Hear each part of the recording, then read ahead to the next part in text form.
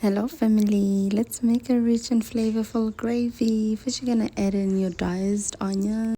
Make sure that your oil is hot so that it can fry immediately. Then you're just gonna give that a stir. After stirring everything, you're gonna add in your crushed garlic, you're gonna add in your paprika, add in your mild Rajah, and then you're gonna dash in some black pepper.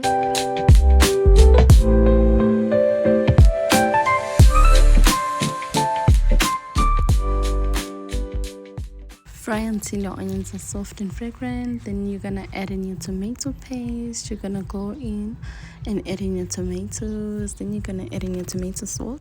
Add half a cube of chicken stock. Dash in some salt and let it simmer while mixing 1 teaspoon of flour and water. Then you're gonna pour that mixture into the pot and stir well. Allow the mixture to cook for a few minutes until the gravy thickens beautifully.